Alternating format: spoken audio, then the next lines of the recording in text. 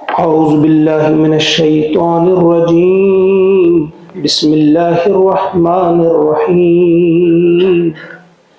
الحمد لله الذي له ما في السماوات وما في الأرض وله الحمد في الآخرة وهو الحكيم الخبير. صدق اللہ العظیم. آج ہم سورہ سبا شروع کرنے جا رہے ہیں انشاءاللہ. یہ مکی سورت ہے. اس سے پہلی سورت جو تھی سورۃ الاحزاب، وہ ایک سورت بیچ میں مدنی آئی. اس سے پہلے 8 مسلسل سورتیں جو تھی وہ مکی صورتیں تھیں. بیچ میں ایک مدنی صورت آئی. اب یہاں سے پھر مکی صورتوں کا سلسلہ شروع ہو رہا ہے.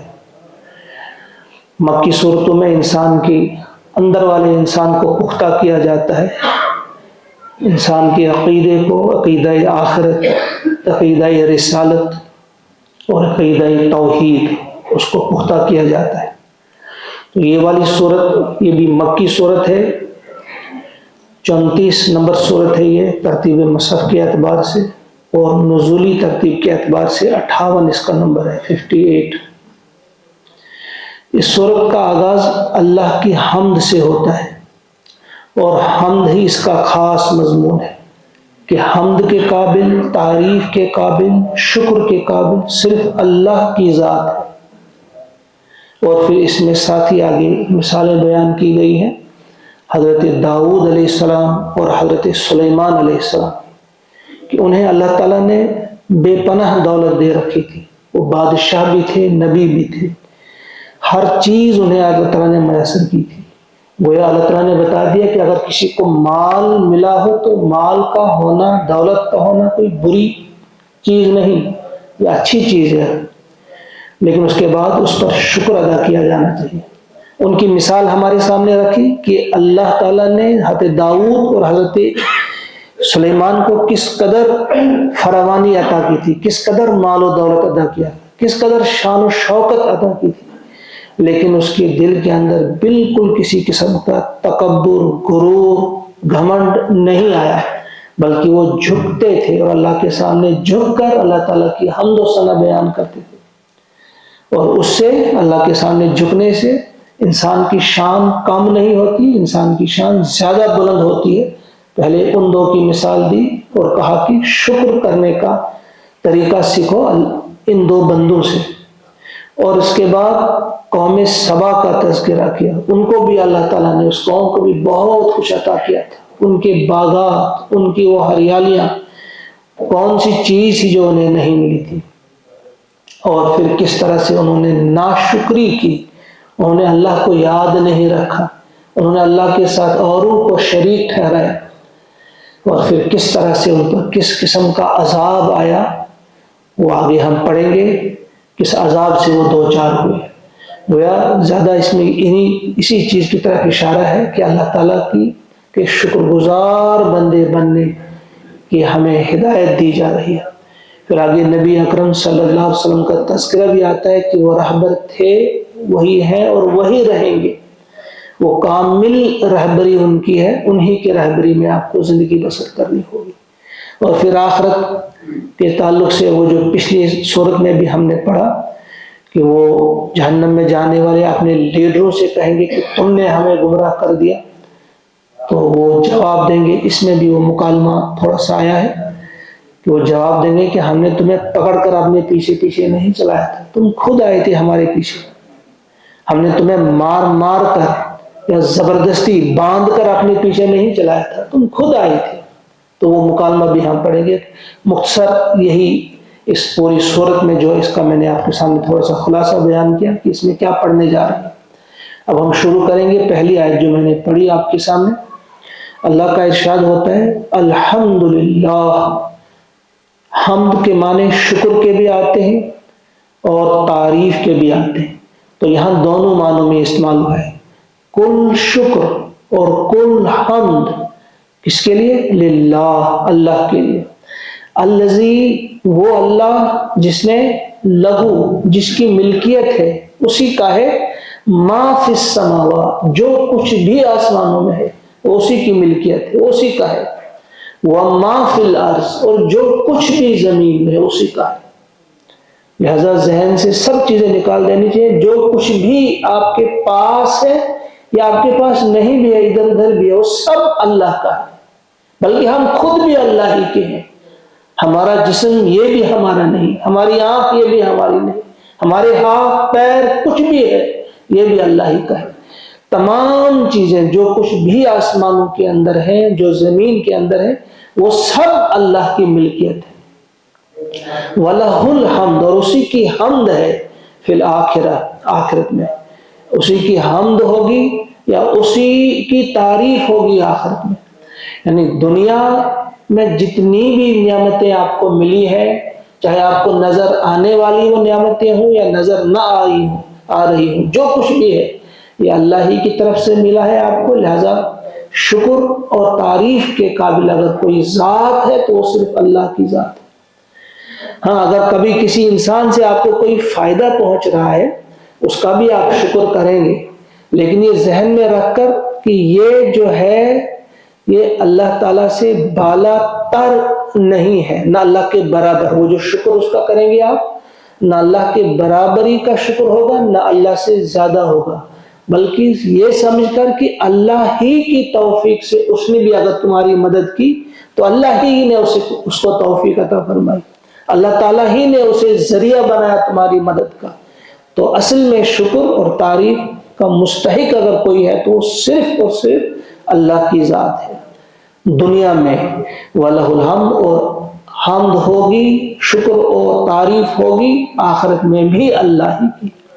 اس آخرت کے حمد سے کچھ مفسرین نے بیان کیا ہے کہ اس سے وہی ہے جب جنتیوں کو جنت میں داخل کیا جائے گا، وہ کہیں گے وہاں پہ وَآخِرُ دَعْوَاهُمْ أَنِ الْحَمْدُ لِلَّهِ رَبِّ الْعَالَمِينَ، وہ حمد بیان کریں گے وہاں اللہ کی۔ اس حمد کو رکھا ہے، لیکن کچھ مفسرین نے اس سے بلند کہا کہ آخرت میں بھی جو نعمتیں ملیں گی انسانوں کو وہ اللہ ہی کی دی ہوئی ہوں گی، وہ اللہ کا شکر ادا کریں گے۔ اور جو جہنم میں بھی جائیں گے وہ بھی اس وقت اعتراف کریں گے کہ نہیں، شکر کے قابل اگر کوئی ذات ہے وہ اللہ کی ذات ہے، اگرچہ ان کا اس وقت وہ شکر کرنا بے معنی ہے، اس سے کوئی فائدہ نہیں ملے گا، لیکن اس وقت تسلیم کریں گے کہ واقعی اگر کوئی تھی اس لائق ذات تو وہ وہی تھی، اللہ کی ذات، لیکن ہم سے غلطی ہوئی، اور غلطی بھی ایسی ہوئی جس کا اب کوئی بھی حل نہیں ہے، اس غلطی کو درست کرنے کا اب کوئی موقع ہی نہیں ہے، وہ بھی کہیں گے۔ اور پھر تمام فرشتے وہ بھی وہاں پہ اللہ ہی کی حمد کرتے ہیں۔ اور پھر سب سے بڑی بات جو کچھ مفسرین نے لکھی ہے کہ وہ حمد ہے جو محمد عربی صلی اللہ علیہ وسلم کریں گے اس دن۔ آپ نے فرمایا کہ لوا کہتے ہیں جھنڈے کو، لواء الحمد، اللہ تعالیٰ کی حمد کا جھنڈا جو ہے وہ میرے ہاتھ میں اس دن ہوگا۔ آپ نے فرمایا اس روز میں ایسی اللہ کی حمد کروں گا، اللہ مجھے سکھائے گا، ایسی حمد کروں گا کہ اس وقت میں تصور بھی نہیں کر سکتا کہ وہ کس قدر عظیم قسم کی حمد ہوگی، بہت عظیم قسم کی وہ حمد ہوگی۔ تو بہرحال اس حمد وہ بھی آتی اس میں کہ اسی کی حمد ہوگی آخرت میں۔ دنیا میں بھی وہی ہے شکر اور تعریف کے قابل، اور آخرت میں بھی اسی کی حمد ہوگی۔ وَهُوَ الْحَكِيمُ الْخَبِيرُ، اور وہ ہے الحکیم اور الخبیر، وہ حکمت والا ہے اور وہ خبر رکھنے والا ہے، اسے معلوم ہے، ہر چیز کی خبر اسے ہے، وہ حکیم بھی ہے۔ یعلم، جانتا ہے وہ، ما یلج فی الارض، جو کچھ داخل ہوتا ہے زمین میں، وما یخرج منہا، اور جو کچھ نکلتا ہے اس سے زمین سے، وما ینزل من السماء، جو کچھ نازل ہوتا ہے آسمان سے، وما یعرج فیہا، اور جو کچھ چڑھتا ہے اس میں، یعنی اوپر کی طرف جو جاتا ہے، اس سب کو وہ جانتا ہے۔ وَهُوَ الرَّحِيمُ الْغَفُورُ، اور وہ رحیم ہے اور وہ غفور ہے۔ یعنی ان کا جو اعتراض تھا کفار کا کہ جب مر کر انسان مٹی میں رل مل جائیں گے تو کس طرح سے وہ وہاں سے نکالے گا، تو اس کے جواب میں یہ اللہ تعالیٰ کا ارشاد ہوتا ہے کہ اسے معلوم ہے جو کچھ بھی مٹی میں داخل ہوتا ہے، صرف تم ہی داخل نہیں ہوتے ہو، پانی اس میں داخل ہوتا ہے، بارش کا پانی، وہ جانتا ہے کہاں جاتا ہے، اس سے کیا کیا چیزیں وجود میں آتی ہیں، وہ اس کو بھی جانتا ہے۔ بیج داخل ہوتا ہے، کس طرح سے اللہ تعالیٰ اسے پودے کی شکل میں وہاں سے زندہ کر کے نکالتا ہے۔ جو کچھ بھی اس میں داخل ہوتا ہے اللہ کو خبر ہے۔ جیسا تم جب اس مٹی میں جاؤ گے اسے خبر نہیں ہوگی کہ تم کہاں رہو گے، تم 1000 سال 1,00,000 سال رہو، وہ جانتا ہے کس طرح سے آپ کو نکالے گا، اور وہ جانتا ہے یہ کس طرح سے اس میں سے نکلتی ہے، جو بھی چیزیں نکلتی ہیں، چاہے وہ بیج ڈال کر اس کا پودا ہو یا کوئی بھی چیز ہو، وہ جانتا ہے۔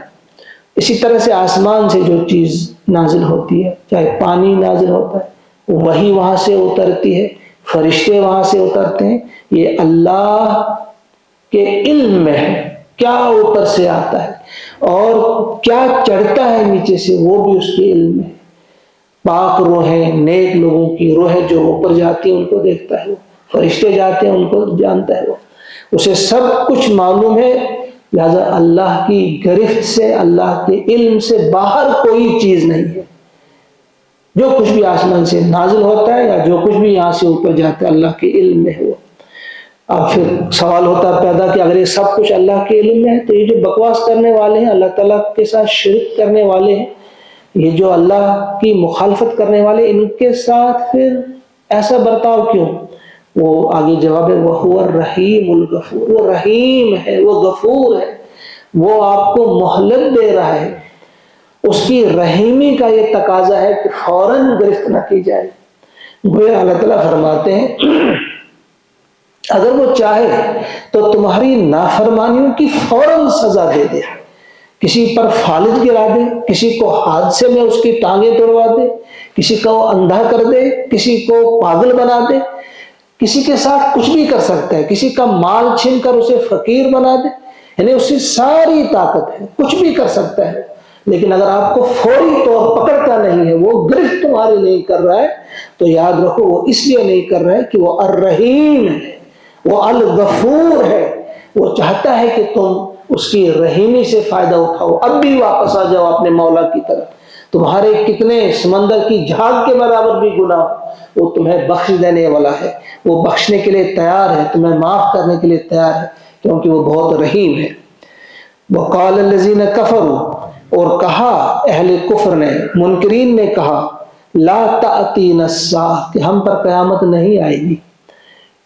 وہ مذاقن کیا کرتے تھے، بہت پہلے سے یہ کہہ رہے ہیں نبی صاحب کہ قیامت آئے گی، کہاں ہے بے قیامت کہاں ہے، وہ کہاں گئی، وہ راستہ کھو گئی، کیوں نہیں آ رہی، یہاں پر مذاق بنا رہی تھی، وہ کوئی قیامت شیامت ہم پر نہیں آئے گی۔ تو اللہ تعالیٰ نے فرمایا اپنے نبی سے، قل، کہہ دیجیے آپ، بلا، ضرور، بے شک وہ آ کر رہے گی، وَرَبِّی، میرے رب کی قسم، لَتَأْتِيَنَّكُمْ، وہ تم پر ضرور آئے گی، یعنی قیامت آ کر رہے گی۔